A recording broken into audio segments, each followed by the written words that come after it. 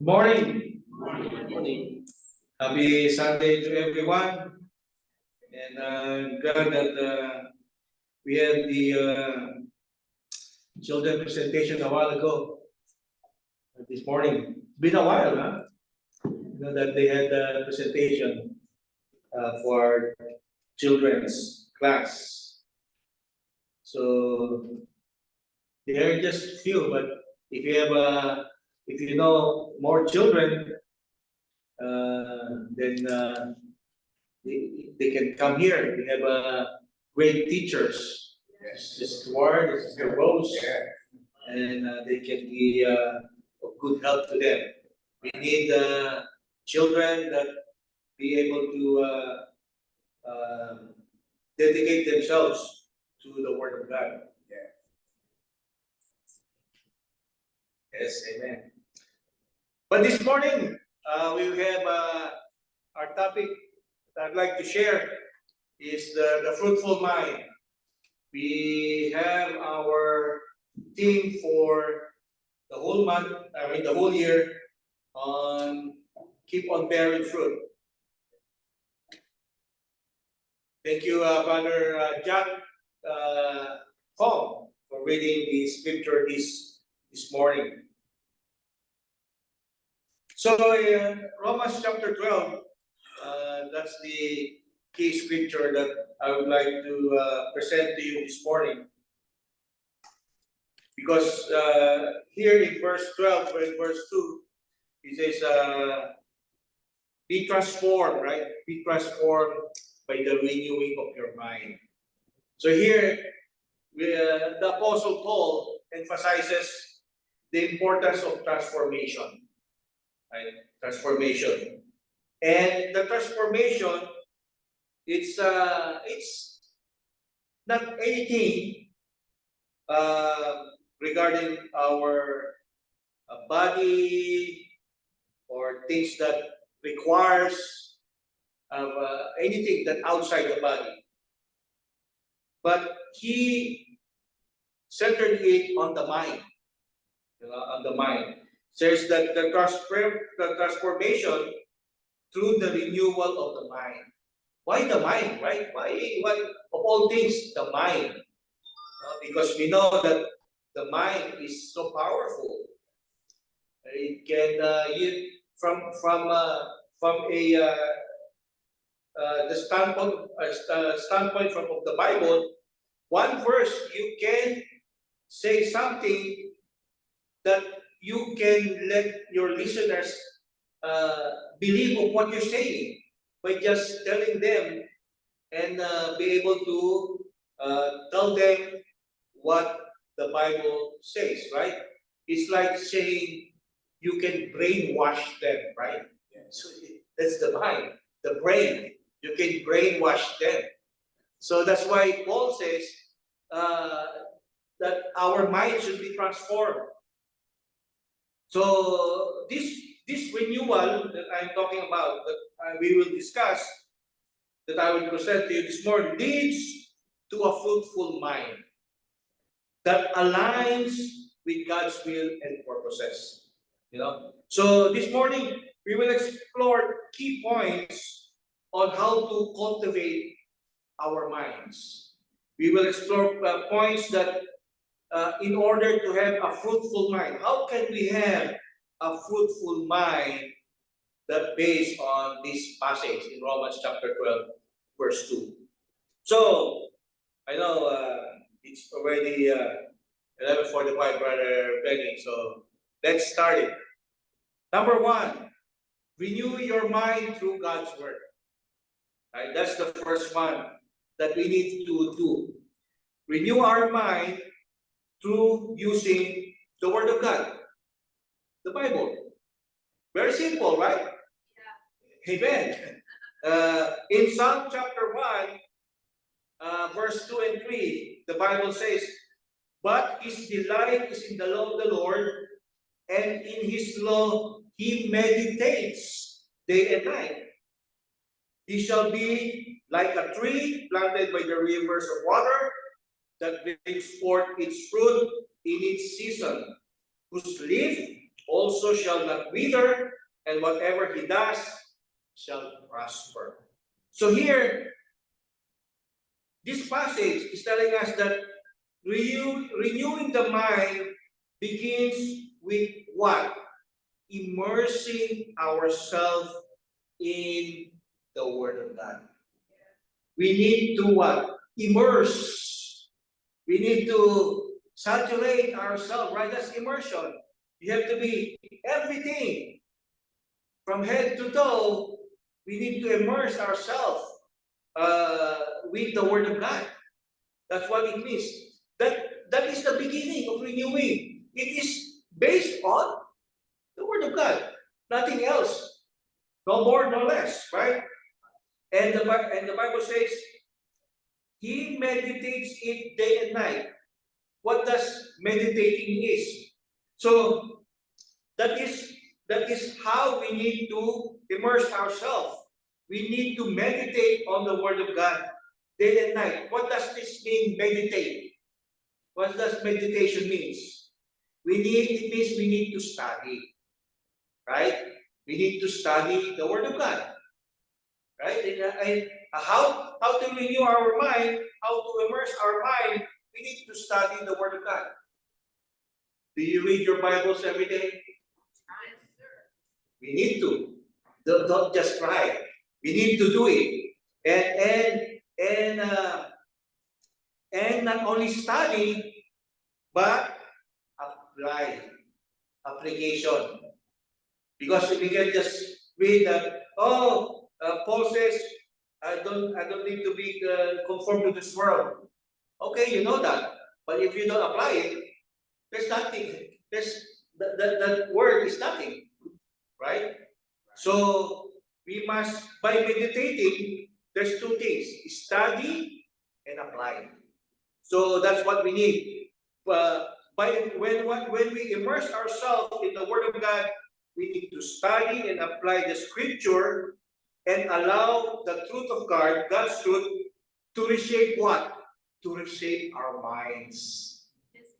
Right? To reshape our thoughts. What else? It will reshape our attitudes as well. See? It reshape our thoughts, the way we think, the way we act, our attitude, and our actions. So that is the reason why we need to immerse ourselves of the Word of God, study and apply, so that the Word of God can reshape, can renew our thoughts, the way we think, the way our behavior is, not only inside this building, but outside as well. When no one is looking, when your brothers and sisters in Christ are not looking. You know? So remember that is the important thing. And the way we act. You know. And of course, this is not just a one-time thing. It is a continuous thing. Right? It is continuous until when? Until Jesus comes back. Or until He calls us home. Whichever comes first, of course. So it's a continuous engagement to meditate, to study, to apply the Bible, because it nourishes our minds. You know? It nourishes our minds in order for our mind to be fertile ground for spiritual growth. Because we need to grow spiritually by renewing our mind. And of course, we have an example. We have an example in the Bible who did this. So we cannot say that, Brother James, that's hard to do. No, somebody did it already. And that is in the person of Joshua. Joshua was able to do it. Joshua, who's Joshua? He succeeded Moses, right? As the leader of Israel.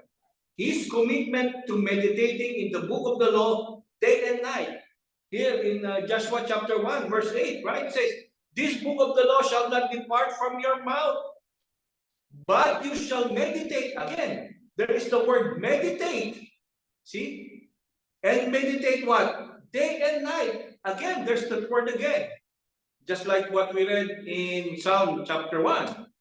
but you shall meditate in it day and night, that you may observe to do according to all what is written in it. Okay? We need to study and apply. See, that's why it says, you may observe to do according to all that was written. So we need to apply. It is not just, oh, okay, I have to love my neighbor and that's it. No, you have to really love your neighbor. So for then, he says here, he says, this is the key. For then you will make your way prosperous, and then you will have good success. See, that prosperous and good success, that is not based on the standard of the world. That prosperous and good success, that is based on God's standard. Okay, so because why might other people might say, oh, I'll just do it and I'll be rich. No, that's not what the Bible is saying. Prosperous here, based on you will be prosperous spiritually and successful spiritually in the eyes of God, not in the eyes of men. Okay, so that is what it here. So Joshua was able to do it. It equipped him with wisdom and strength to lead Israel effectively. His obedience to the word of God led to what? Numerous victories and the fulfillment of God's promises to the nation of Israel. So, number one, let us therefore strive to renew our mind using the word of God. Okay? Number two, guard your mind against worldly influences. Right? Guard your mind against worldly influences. And we read that in Philippians chapter 4, verse 8, by how to guard our mind against worldly influences. It says, brethren, finally, brethren, whatever things are true, whatever things are noble, whatever things are just, whatever things are pure, whatever things are lovely, whatever things are good report, if there is any virtue, and if there is anything praiseworthy, what is the word again? Think. In the New King James, it says, meditate. Again, there's the word meditate again. You see, think about such things. Meditate on these things.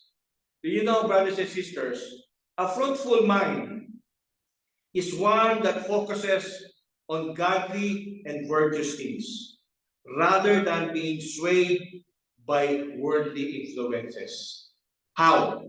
You might ask the question, how? How to do it? By deliberately. I mention again. How? By deliberately choosing to think. What? To think. You have to be deliberate to choose to think what is true, what is noble, what is right, what is pure, what is lovely, what is admirable, what is praiseworthy. We have to deliberately choose to think, to meditate on these things, so that we can guard our minds from against worldly influences. Because if you don't, negative influences comes in.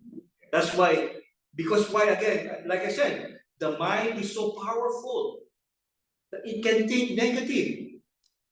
So that's why we have to deliberately choose to think everything that Paul says there, whatever, right? Whatever. No, we need to guard, we need to protect our minds from negative influences that hinder spiritual growth. So we have to be deliberate. And there is a person again that did that. We cannot say that, oh, but it is not hard. I have to do it deliberately. And there is somebody who did it. And that is Daniel. Daniel was able to do it. So he can do it. Why can't we? Right? Daniel was a man of integrity. who lived in a pagan society, just like probably here right now in the city of San Francisco, right? Probably in the same setting, in the same scenario. But Daniel was a man of integrity. Despite the pressures to conform, he remained steadfast in his faith.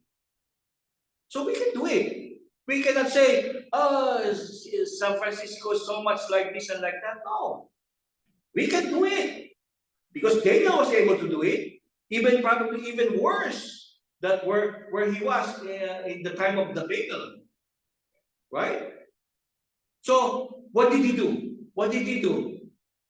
He resolved not to defy himself with the royal food and wine. That's what the first verse there in Daniel chapter 1, verse 8.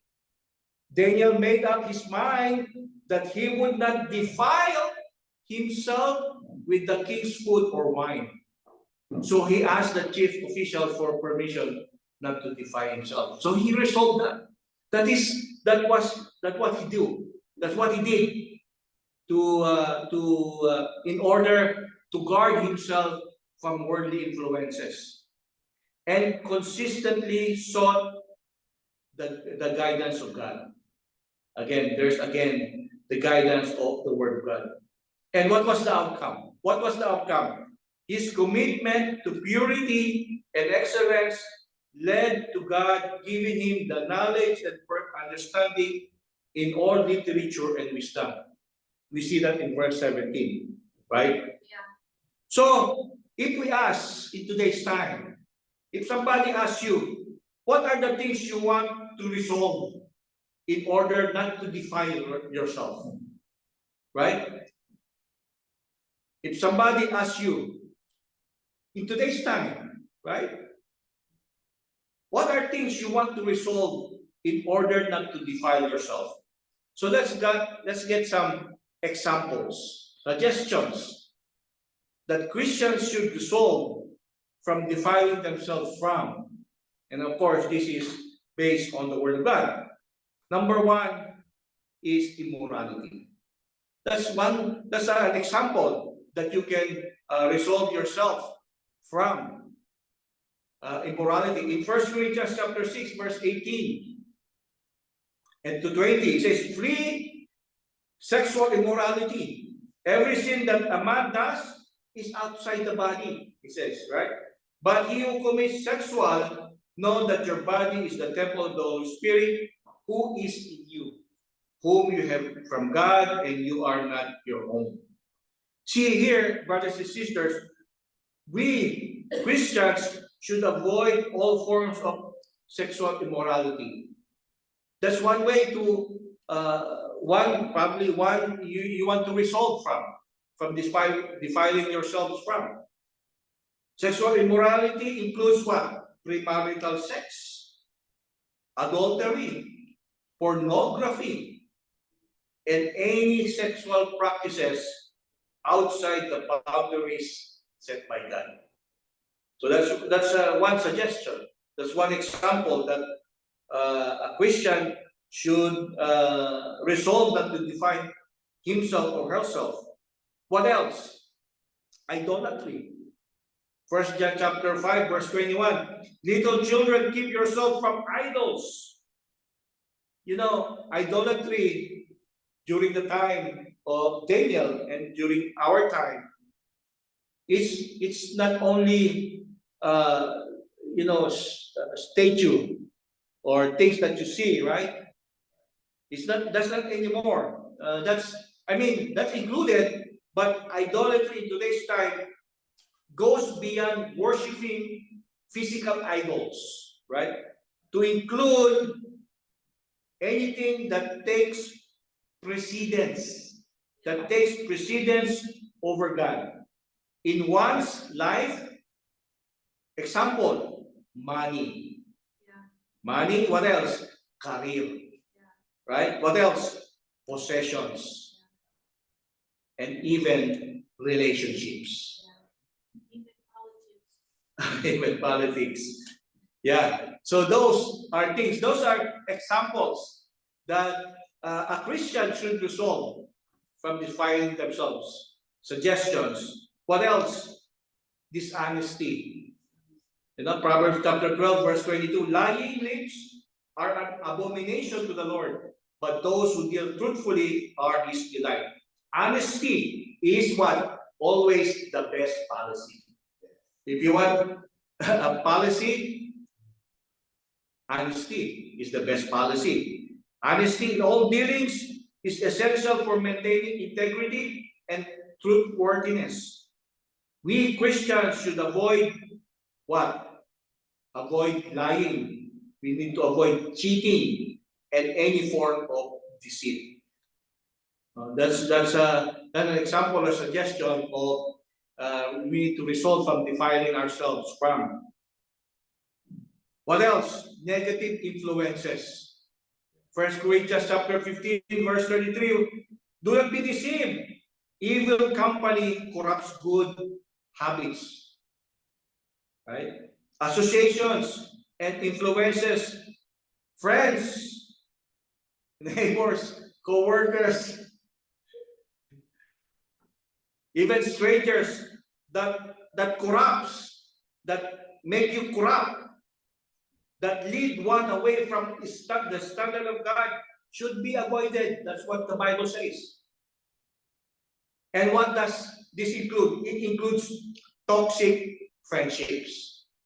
Toxic friendships. You know? What else? Unedifying media. Yeah. Unedifying media. Right? And environments that promote sinful behavior. See, that's another thing that you need to, if you are, you want to be a faithful Christian, that's one way to resolve yourself from defiling yourself. What else? Addictions. 1 Corinthians chapter 6, verse 12. All things are lawful for me, but all things are not helpful. All things are lawful for me, but I will not be brought under the power of any. Addictions. Usually we think of drugs, right? Marijuana, which is legal now here in San Francisco, recreational drugs, right? But addictions, whether to substances like drugs and alcohol or behaviors like what? Behaviors like gambling. This is addiction as well. Yes, sir. Excessive screen time. You know what is excessive screen time? Who has an iPhone? You get that report every week. Screen time. Right, Sister Rose? I just got a report this morning. It says that I think I have excessive screen time. 14 hours a day on the screen. So that is addiction. That is addiction. I need to resolve all that, right? Excessive screen time can control and destroy lives. So addiction. We Christians are told to live in freedom, yes, but not under the bondage of addiction. Okay? What else? Gossip and slander. Ephesians chapter 4, verse 29. Let no corrupt word proceed out of your mouth, but what is good for necessary edification, that it may impart grace to the hearers. Sister Deb, Sister Rose, Marites, right? they know the Marites. If you have to ask them what is Marites, ask Rose and Sister Deb later on. Christians should avoid engaging in gossip. That's what it means. And slander. Why? Because it harms others and disrupt community harmony. Speech should be used to build up, not tear down. Amen. So that's another thing. Renato, I need to also use this one to resolve myself, to not to define myself from gossip, right? So that's another thing. That's a suggestion, as an example for us not to defile ourselves. Number 7, unforgiveness. Ephesians chapter 4, 31, 32. Let all bitterness, wrath, anger, clamor, and evil speaking be put away from you, with all malice, and be kind to one another, tender-hearted, forgiving one another, even as God in Christ forgave you. No. Now, this is one of the sometimes a lot of people need to resolve from unforgiveness, because they said, "Oh, I forgive you, but I will not forget." but that is not forgiveness. We know that. If you don't forget, you don't forgive. Harboring unforgiveness and bitterness can what? Defile the heart and hinder relationships. We Christians are called to forgive. How to forgive? Based on how God forgave you. It's not based on how we forgive or how Brother James forgive you. No. It is based on how God forgave us. Did God forgive you? Hold on. Let me wait. I forgive you, but I will not forget. Did God say that? No. So it should be, we need to forgive based on how God forgave us. Yes, while we were still sinners, Christ died for us. So these are just examples or suggestions. There could be even many more, that you will resolve yourself from defiling yourselves. So let us therefore strive to guard our mind against worldly influences. Number 3, submit your mind to Christ. 2 Corinthians chapter 10, verse 5. Casting down arguments and every high thing that exalts itself against the knowledge of God, bringing every thought into captivity to the obedience of Christ. Here, brothers and sisters, a fruitful mind needs to submit every mind. We need every mind and every thought to the Lordship of Jesus. Remember Luke chapter 6, 46? Why call me Lord, Lord, and not do what I say? When we say, Jesus is my Lord, everything that he said, we must submit. That's what it means. And a fruitful mind submits every thought to the Lordship of Jesus Christ. What does this mean? This means actively rejecting thoughts. Again, actively, not passively, actively rejecting thoughts that are contrary to the Word of God. And choosing to align our thinking with His will. Because if we do that, what is the outcome? By doing so, by doing these things, we allow Jesus Christ to reign in our minds. What was my favorite verse? Galatians 2:20, right? What does Galatians 2:20? I am crucified with Christ, nevertheless I live, right? Nevertheless I live, yet not I, but Christ lives in me. See? By doing so, we allow Christ to reign in our lives, to reign in our minds, leading to a life that bears His spiritual fruit. Now, again, is that possible, Brother James? Yes. We have an example. Paul is an example. The Apostle Paul, in Acts chapter 9, verse 1 to 19. We don't have time, but in your spare time, read this passage. Because here, the Apostle Paul, he is on the way to Damascus, right? This chapter, he was on the way to Damascus to persecute who? The Christians. But on the way, he experienced a transformation. He encountered Jesus Christ on the road to Damascus. So, and then what happened? He submitted his entire life right? He obeyed the gospel, he was baptized, right, by Ananias. So he submitted his entire life, including his thoughts, to Christ. That's why if you read the letters of Paul to the early churches that we read in the Bible, they are filled with exhortations. Exhortations to live in obedience to Christ, reflecting his own practice of bringing every thought into captivity to Christ.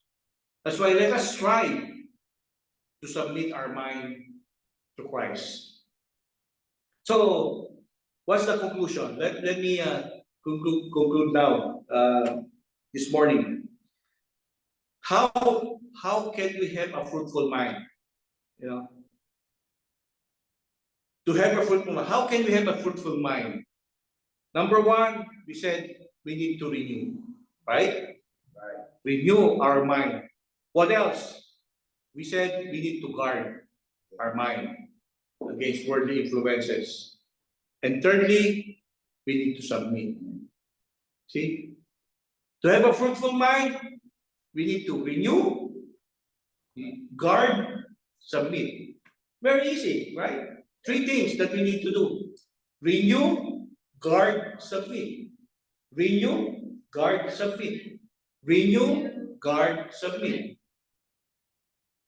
Right? That's how to have a fruitful mind. Renew, guard, and submit. Because as we commit to these practices, we will experience transformation that aligns us with God's perfect will, resulting in lives that glorify Him. Because that's what we are after. We need to glorify. That is what we're doing right now. We're glorifying God. We are worshiping Him. He is the only audience in this worship. All of us are participants. Only God is the audience, because only Him that we worship. Because by following the examples of people in the Bible, such as Joshua, Daniel, and Paul, we can develop minds that are not only renewed, but also bear much fruit for the Lord's kingdom. But of course, we know that in order to worship our Lord and be able to renew our mind, guard our mind, and submit to Christ, there is the first step that we need to do. We need to obey the gospel. We need to do this first. So if you are in this time, you haven't obeyed the gospel yet, you haven't accepted Jesus Christ in your life through obedience, through obeying Him by being immersed in water. We have the baptistry here, open, ready, because the Bible says today is the day of salvation. To have a fruitful mind, it starts with that first step, the step to obey the gospel. So if you haven't obeyed the gospel at this time, this is your invitation. This is our invitation to you. And if you already obeyed the gospel and in one way or another are not remaining faithful in the faith, we are here also for you, to help you restore in the faith. So whatever your need is, if you need to obey the gospel, you need to be restored, just say so. We have an invitation song, and let us all stand as we sing the invitation song.